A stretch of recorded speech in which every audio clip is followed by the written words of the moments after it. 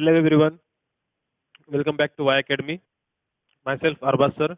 As you know that we have started the question answers on the topic matter in our surrounding.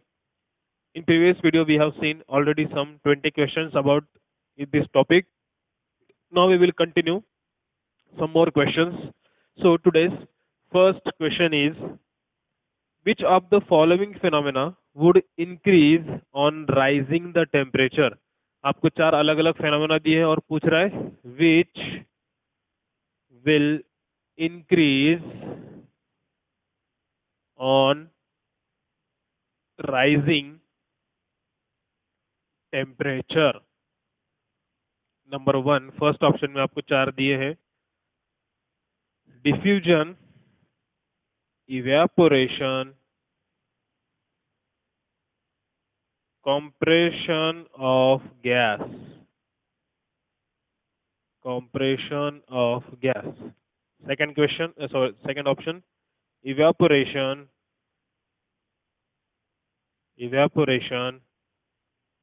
diffusion,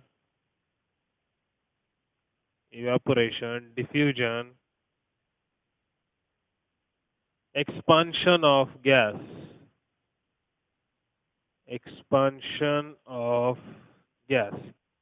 C option, evaporation,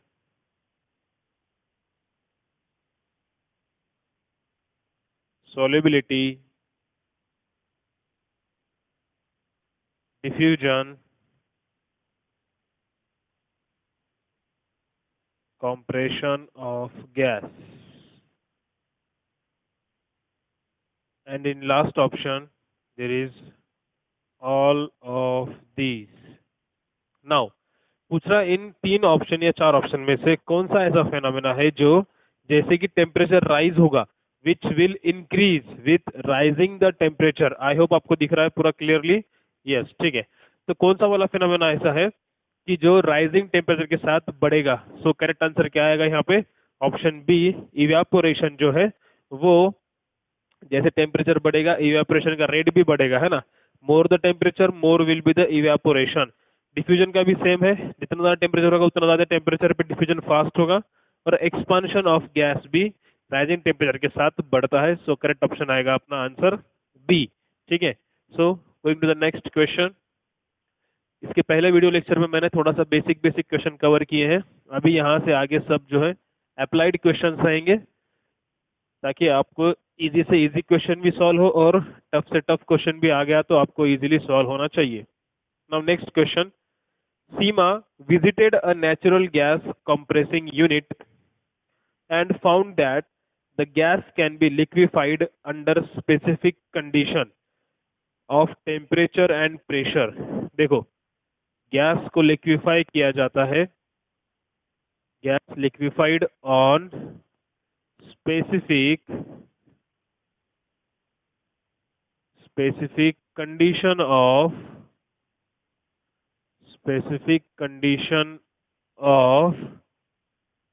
temperature and pressure. So identify the correct set of condition. तो आपको identify करना है कि कौन सा set correct होगा. Identify correct state of conditions. Number one है option low temperature and low pressure. क्या ये कंडीशन सही है गैस को लिक्विफाइड करने के लिए? High temperature and low pressure. Option C, low temperature and high pressure. And option D, high temperature and high pressure. So ऐसी कौन सी कंडीशन है जहां पे सीमा ने देखा कि गैस को लिक्विफाइड किया जाता है ऑन स्पेसिफिक कंडीशन? तो वो कंडीशंस कौन से हैं? सो कौन सी कंडीशन होती है? लिक्विफाइड मतलब गैस को क्या करना, लिक्विड स्टेट में लाना, उसको लिक्विफाइड करना. तो इस कंडीशन के लिए एक तो उसका टेम्परेचर क्या चाहिए, लो चाहिए, और उसका प्रेशर जो है वो हाई चाहिए. ठीक है. क्योंकि कंडेंसेशन पता है आपने, condensation is the state in which the change of state from gas to liquid is called as condensation। और ये जो कंडेंसेशन फिनोमेना है वो लो टेम्परेचर पे होता है कि आपको वहाँ पे गैस को कूल करना पड़ेगा। तो टेम्परेचर लो चाहिए और प्रेशर हाई चाहिए, तभी जाके क्या होगा, वो जल्दी गैस लिक्विफाइड किया जाएगा। तो ये कंडीशंस याद रखो, इसके ऊपर एग्जाम में क्वेश्चंस आते हैं। Gas can be liquefied at low temperature and high pressure. So do remember that. बाकी सारे ऑप्शन गलत है, सिर्फ ये जो कंडीशन है ये यहाँ पे करेक्ट आएगी। नाउ थर्ड क्वेश्चन, ये अपना लेक्चर सेकंड है इस टॉपिक का। Now the property of flow is unique to fluids, which one of the following statement is correct. अब प्रॉपर्टी ऑफ फ्लो, फ्लूइड्स का मतलब ही क्या है, जो फ्लो होते हैं, राइट। और ये फ्लूइड्स की प्रॉपर्टी है फ्लो होना। पूछ रहा है विच one of the following statement is correct.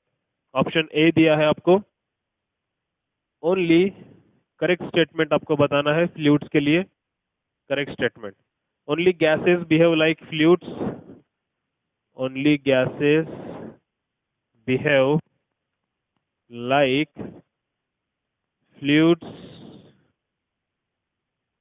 Option B, gases and solids behave like fluids, gases and solids behave like fluids। Option C, gases and liquids behave like fluids, gases and liquids behave like fluids। And option D, only liquids, only liquids behave like fluids। ठीक है, देखो अब fluid का मतलब ही क्या है, the substances which can flow. अब अगर अपन देखेंगे ना, जैसे कि अगर गैस लिक्विड तो फ्लो होता है, पता है कुछ लिक्विड जो होते हैं जो इजीली बहुत जल्दी फ्लो होते हैं, जैसे कि वाटर है ना, they have property of a flow, so उनको फ्लूइड्स बोलते हैं अपन। बट गैसेस भी एक ऐसी स्टेट है जो फ्लो होती है, जैसे कि परफ्यूम अगर अपन यूज करेंगे तो परफ्यूम की स्मेल क्या होती है, एटमॉस्फेयर में दूर तक फ्लो होती है। तो gases can also flow. So option कौन सा आएगा, gases and liquids behaves like flow fluids। तो याद रखिए फ्लूइड्स के अंदर आते हैं दो state, gases and liquids। now going to the next question,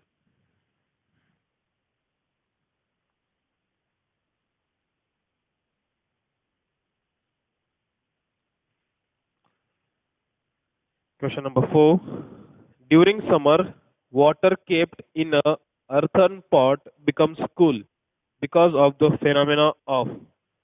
during summer बोल रहा है, during summer,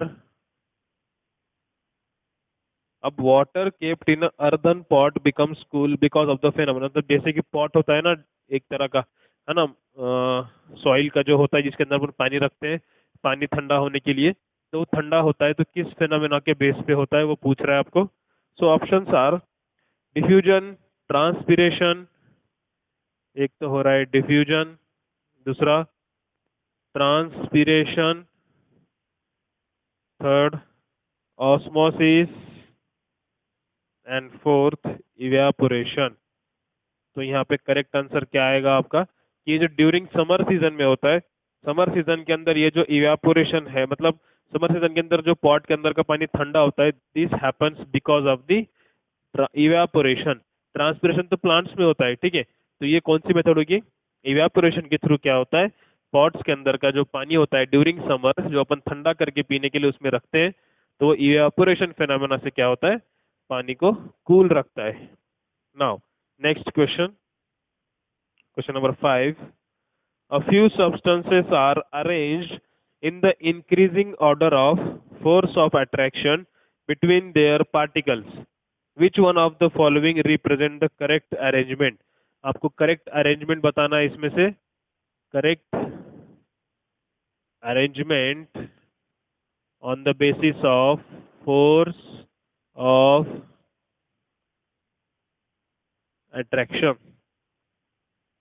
अभी एक बार फिर से रिपीट करता हूं मैं, a few substances are arrange in the increasing order of forces of attraction between their particles, which one of the following represents correct arrangement. Option, now we will see, water, air, wind. Second is air, sugar, oil. Air, sugar, oil.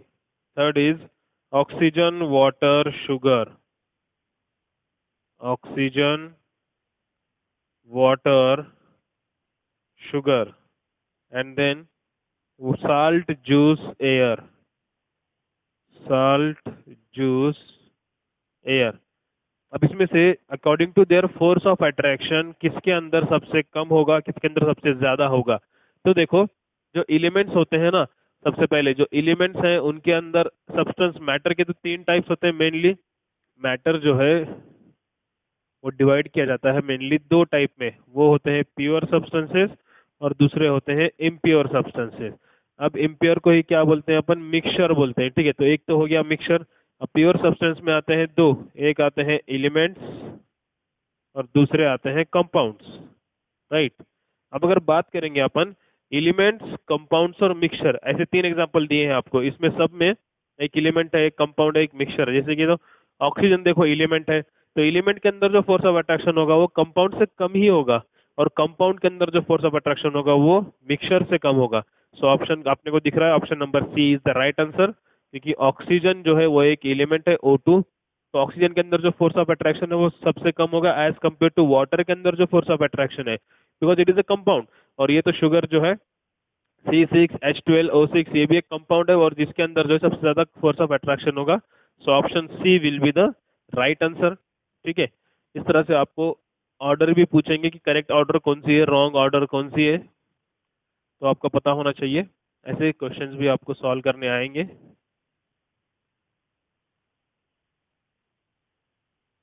So next question, question number 6,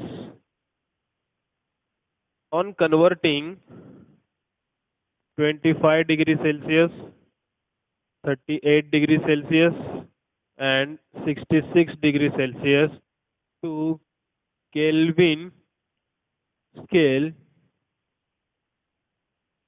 the correct sequence of temperature will be। आपको इनको kelvin में convert करना है, और अगर आपको option दिए 298 Kelvin, 311 Kelvin, 339 Kelvin. Option B 298 Kelvin, then 300 Kelvin and 338 Kelvin. Option C 273 Kelvin, 278 Kelvin and 543 Kelvin. Option D 298 Kelvin, 310 Kelvin, 338 kelvin. Now देखो, आपको दिया है डिग्री सेल्सियस स्केल में, और अगर उसको केल्विन में करना है तो डिग्री केल्विन इक्वल टू क्या आ सकता? डिग्री सेल्सियस में आपको 273 जो नंबर है वो ऐड करना होता है। तो पहले वाले केस में देखते हैं अपन, अगर डिग्री केल्विन चाहिए तो डिग्री सेल्सियस दिया है आपको 25 डिग्री सेल्सियस, तो 25 प्लस 273 कर लो, 5892, 298 केल्विन आया फर्स्ट। सेकंड वाला क्या आएगा? 38 में आपको ऐड करना है 273, 1 7 8 9 10 11, 311 केल्विन एक आ रहा है आपको, 311 केल्विन। और तीसरा देखो, ये फर्स्ट आया, ये सेकंड आया, और तीसरे केस में दिया है 66, इसमें आपको ऐड करना है 273, क्या आएगा? 6 और 3 9, 13, 339 केल्विन। तो आपको कहाँ ऑप्शन दिख रहा है ऐसा? 298 और 298 यहाँ पर है और यहाँ पर है, मतलब सी ऑप्शन तो कट गया है, ठीक है। सेकेंड 311, 298 के बाद 311 सिर्फ यहाँ पर है, यहाँ पर भी नहीं है, यहाँ पर भी नहीं है, मतलब ये दो ऑप्शन भी कट गए, बचा एक ही ऑप्शन अब, और 339। सो अपना करेक्ट आंसर आएगा ऑप्शन नंबर ए। तो डिग्री सेल्सियस को अगर आपको डिग्री केल्विन में करना है तो उसमें 273 ऐड करना पड़ेगा, और अगर डिग्री केल्विन में दिया है और डिग्री सेल्सियस निकालने बोला तो उसमें से 273 आपको माइनस करना पड़ेगा, ठीक है। इस तरह से आपको क्वेश्चंस आते हैं, सिंपल है, बस एडिशन करनी होती है। और एक होती है डिग्री फ़ारेनहाइट, उसके ऊपर जब क्वेश्चन आएंगे तब वो भी समझा दूंगा आपको। चलते हैं अगले क्वेश्चन की तरफ, question number 7। Correct choose the correct statement from the following. Statement बहुत बड़े हैं, अभी मैं आपको सिर्फ ओरली बोलता हूँ। Conversion of solid into vapour without passing through the liquid state is called as vaporisation. Correct है क्या? आप लोग ही बताओ। इसके पहले के वीडियो लेक्चर में मैंने आपको इंटर कन्वर्जन सिखाए हैं सब के सब। Solid to liquid, liquid to gas क्या होता है ना? इंटर कन्वर्जन अपन ने सब चेक किया है। तो इस इंटर कन्वर्जन के अंदर मैंने आपको बोला था, अगर कोई सॉलिड सब्सटेंस लिक्विड में, चलो एक बार फिर से आपको दिखाता हूँ। ये अपने पास सॉलिड है, दिस इज लिक्विड, और ये गैस है। चलो आप लोग बताओ जल्दी जल्दी, अगर कोई सॉलिड से लिक्विड में जा रहा है तो that will be melting, right? जैसे कि आइस होता है वाटर में, ठीक है। अगर कोई लिक्विड से जा रहा है गैस में तो that is called as evaporation, या और एक नाम क्या है? वेपराइजेशन भी बोलते हैं इसको, वेपर्स फॉर्म होना। या और एक नाम क्या होता है? बॉइलिंग। तीन नाम है इसको, ठीक है। अब इन दोनों में और बॉइलिंग में डिफरेंस क्या है देखो। वेपराइजेशन और इवेपोरेशन जो है, वेपर्स फॉर्म होना जो है वो सेम होता है, वो जो कि नॉर्मल टेम्परेचर पे ये फिनोमेना किया जाता है। और जो है बॉइलिंग, बॉइलिंग में आपको एक्सटर्नल हीट प्रोवाइड करनी पड़ती है, ठीक है। अब अगर कोई सब्सटेंस गैस से, वाटर वेपर्स, हाँ ठीक है, गैस से अगर लिक्विड में आ रहा है तो उसको क्या बोलेंगे? This will be called as a condensation, ठीक है। और अगर लिक्विड से सॉलिड में आ रहा है तो this will called as a freezing, right. अगर कोई सब्सटेंस सॉलिड से डायरेक्टली जा रहा है गैसियस स्टेट में without going to liquid state, then that conversion is called as sublimation. जैसे कि नैफ्थेलिन बॉल्स होते हैं, राइट। और if any substance is coming from gaseous state to directly into solid state, that is called as desublimation, और it is also called as deposition. तो इस तरह से मैंने आपको कल भी ये वाला चार्ट निकाल के दिखाया था, ठीक है। जो लोगों ने नहीं देखा था वो लोग फटाफट इसको ड्रॉ कर लो, और इस तरह से इसको याद रखना है। और ये जो इंटर कन्वर्जन है इसके ऊपर आपको क्वेश्चन आएंगे। तो अभी जो आपने वो क्वेश्चन दिया है ना, उसमें यही पूछ रहा है कि इसमें से कौन सा स्टेटमेंट जो है करेक्ट है वो आपको जानना है। तो ये फर्स्ट स्टेटमेंट तो ये क्या बोल रहा है अपने को? Conversion of solid into vapours without passing through the liquid state is called as vaporisation. तो आप लोग ही बताओ क्या ये करेक्ट है? The conversion of solid into gaseous state without passing the liquid is called as vaporisation. इसको तो क्या बोलते हैं? सब्लिमेशन बोलते हैं। तो ये तो गलत हो गया। चलो अगले स्टेटमेंट देखते हैं, सेकंड वाला। conversion of vapor into solid, conversion of vapor into solid without passing through the liquid state is called as freezing।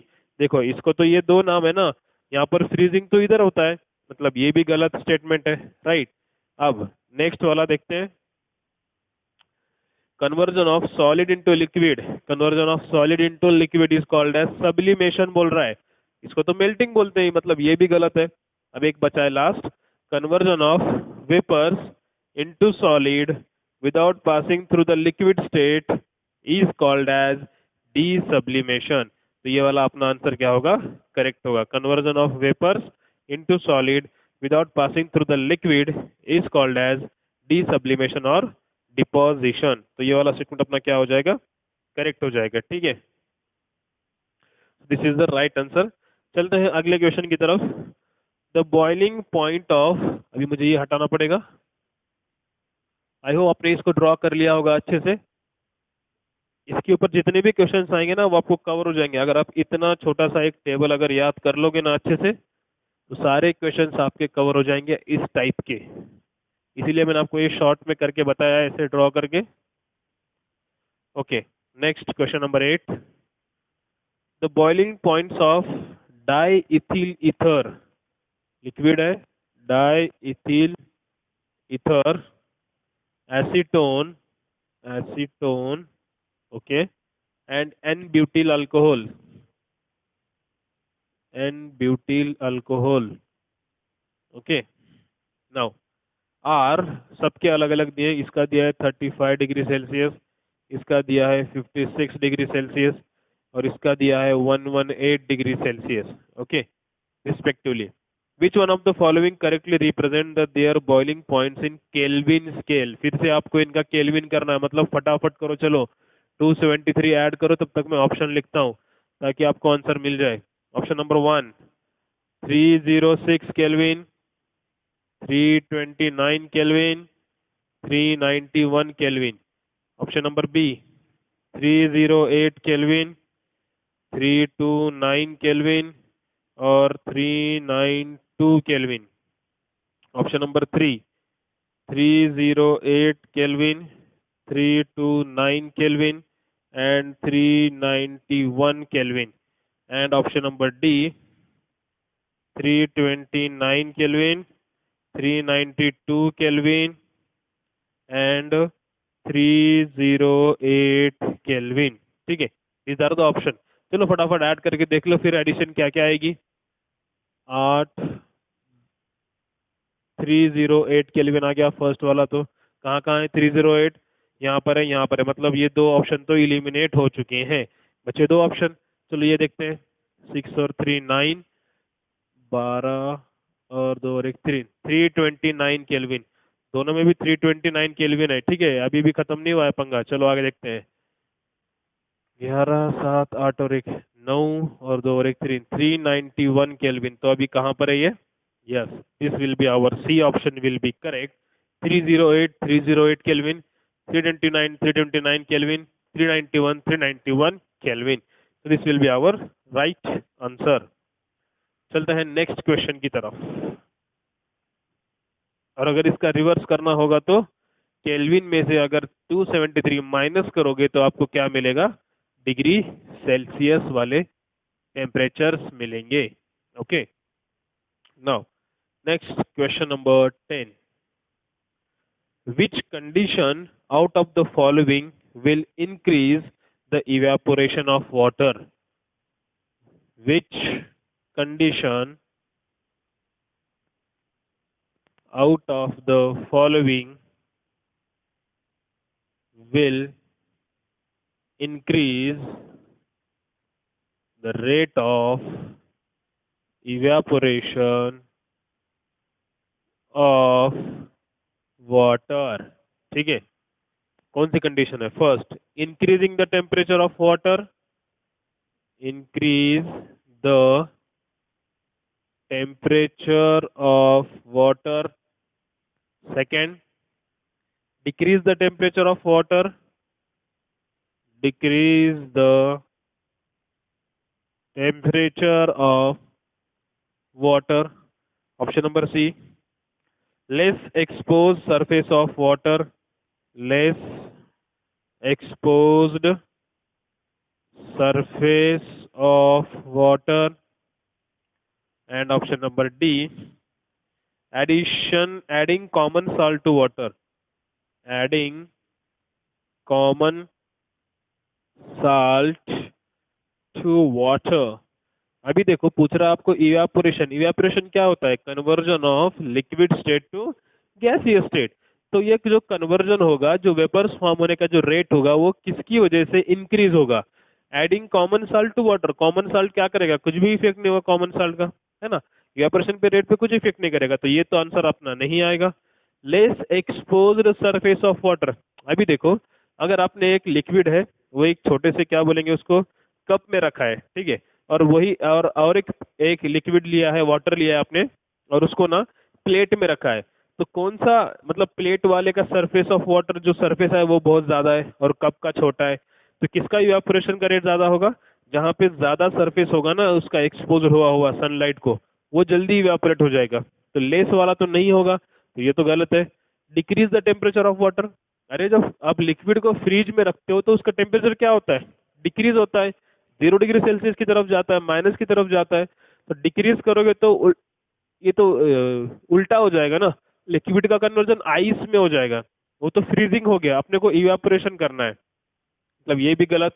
Last option जो है increasing the temperature of water. अगर आप वाटर का टेम्परेचर इंक्रीज करोगे, उसको heating दोगे ना, तो और जल्दी वाटर के क्या फॉर्म होंगे? वाटर के वेपर्स फॉर्म होंगे और फास्ट जल्दी से फॉर्म होंगे। ठीक है, so in this way these are the questions regarding evaporation and the other conditions of interconversion. Next, question number 11.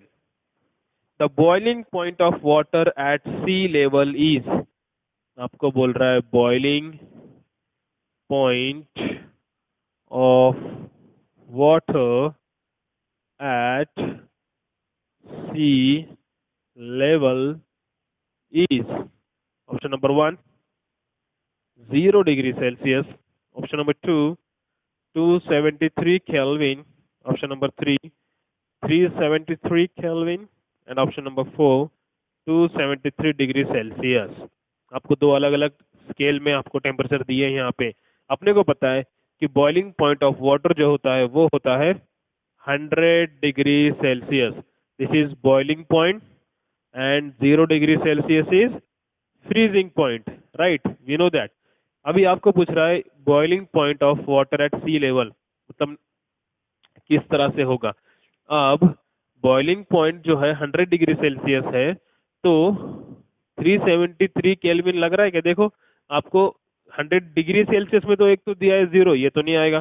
273 degree Celsius, ये भी नहीं आएगा। अब बचे केल्विन वाले स्केल। अब केल्विन के लिए क्या ऐड करना पड़ता है? 273, तो ऐड करके देख लो। 373 केल्विन तो कहाँ पर है? This option is there, so the correct option is 373 Kelvin. ये वाला आपका क्या आ जाएगा? राइट आंसर आ जाएगा। ठीक है, चलते हैं अगले क्वेश्चन की तरफ। अगर हाँ, अगर पूछा होता कि what is the freezing point of water, तो क्या बोलते हैं आप कि फ्रीजिंग पॉइंट कितना है? तो फ्रीजिंग पॉइंट के लिए क्या करना पड़ता? अगर वो भी केल्विन में दिया होता तो, सपोज यहाँ पे 0 डिग्री सेल्सियस नहीं है और केल्विन में दिया होता तो क्या करते?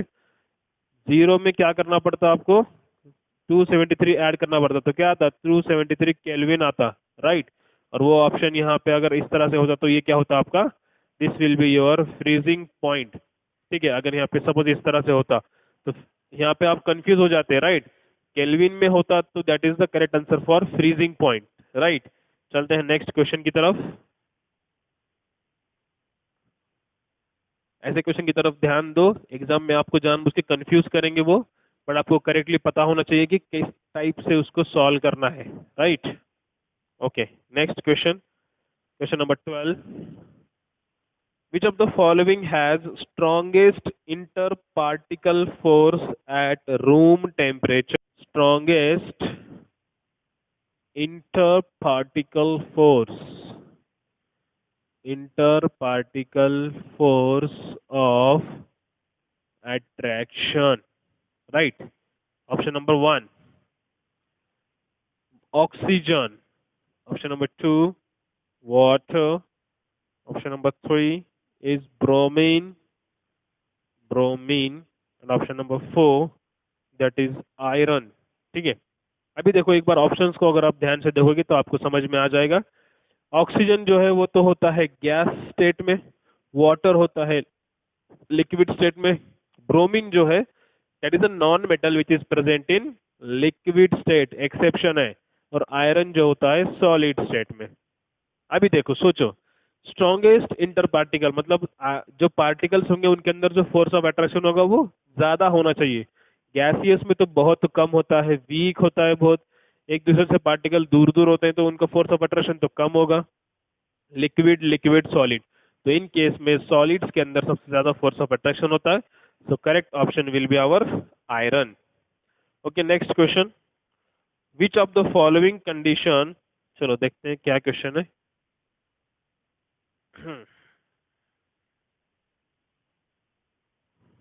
Now, question number 13. Which of the following condition, which of the following condition is most favorable for converting gas to liquid? मतलब गैस टू लिक्विड करना है तो कौन सी कंडीशन मोस्ट फेवरेबल होगी? ठीक है, कौन सा फेनोमेना होगा गैस टू लिक्विड, मतलब कंडेंसेशन होगा।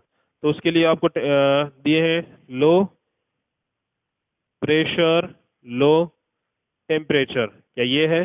Second option, low pressure, low temperature, sorry high, high temperature, high temperature. Third option, low, high pressure and high temperature, या लास्ट ऑप्शन है high pressure and low temperature. देखो इसके पहले अपन ने just evaporation का देखा था, इसका उल्टा देखा था लिक्विड टू गैस के लिए। लिक्विड टू गैस के लिए हाई टेम्परेचर लगता है ना। और यहाँ पे देखो आपको पूछ रहा है गैस टू लिक्विड करना है, तो गैस टू लिक्विड अगर करना है मतलब लिक्विड को गैस को कंडेंस करना है, उसको कूल करना है। कूल करने के लिए क्या लगेगा, टेम्परेचर लो लगेगा। तो ये यहाँ पे दो ऑप्शन है, मतलब ये दो तो कट चुके हैं अपने ऑप्शन, ठीक है। कूल करना है तो टेम्परेचर लो चाहिए। अब प्रेशर कैसे चाहिए, तो प्रेशर जितना ज्यादा होगा ना उतना उसको आप कूल कर पाओगे, उतना उसको आप क्या बोलेंगे, उतना उसको जल्दी लिक्विफाइड कर पाओगे। So correct option will be our option number D. Now, second question, sorry, question number 14. Dry ice is, dry ice is. Options are, option number 1, water in solid state, water in solid state.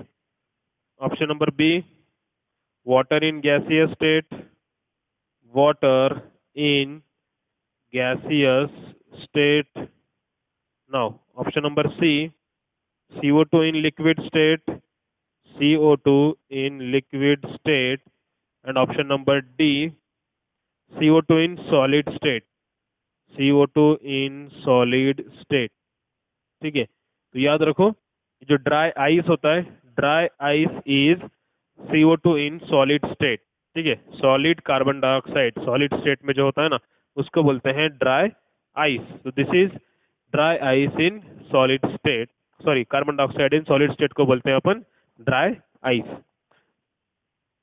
So in this way ये वाले question अपन ने आज cover किए हैं। तो जितने question आज के वीडियो लेक्चर में किए हैं उतने ध्यान से अच्छे से कर लो, ताकि आपके जितने भी क्वेश्चन इस तरह से आएंगे वो कवर हो जाए।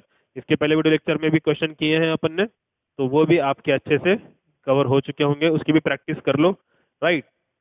अभी अगले वीडियो लेक्चर में और इससे ज़्यादा कुछ एक्स्ट्रा क्वेश्चन और इससे ज़्यादा कुछ एक्स्ट्रा प्रैक्टिस करेंगे। आई होप जितना आज के लेक्चर में हुआ है, जो जो डिग्री सेल्सियस टू केल्विन करने का हो या फिर टेम्परेचर कंडीशंस दिए हुए हो, तो इस तरह के टेम्परेचर कंडीशंस वगैरह अपन ने अच्छे से कवर किए हैं। अच्छा, एक क्वेश्चन रह गया, in which of the following conditions the distance between the molecules of hydrogen gas would be increase. Hydrogen gas के अंदर जो मॉलिक्यूल है उनका डिस्टेंस अगर किस कंडीशन में इंक्रीज होगा। तो यहाँ पे ऑप्शन दिए हैं, some hydrogen gas leaking out of the container, अगर गैस लीक होगा तो उनका डिस्टेंस क्या हो जाएगा, आपस में एक दूसरे से बढ़ता जाएगा, क्योंकि गैस क्या होता है, स्प्रेड होता है। जब गैस के मॉलिक्यूल स्प्रेड होंगे तो आपस से एक दूसरे से दूर हो जाएंगे। और increasing the volume of the container of hydrogen gas, उनका अगर वॉल्यूम बढ़ाएंगे मतलब कंटेनर का वॉल्यूम जितना ज्यादा होगा उतना गैस के पार्टिकल को स्पेस मिलेगा मूव होने के लिए। सो इस तरह से क्या हो सकता है, उसका जो मॉलिक्यूल का जो डिस्टेंस है एक दूसरे के बीच में का वो बढ़ सकता है। तो ये एक क्वेश्चन था, ठीक है। In this way we have complete our second video lecture regarding this topic of matter in our surrounding. अगली वीडियो लेक्चर में और भी ज़्यादा क्वेश्चन देखेंगे और भी ज़्यादा अच्छे से प्रैक्टिस करेंगे। See you in the next video lecture. Thanks for watching.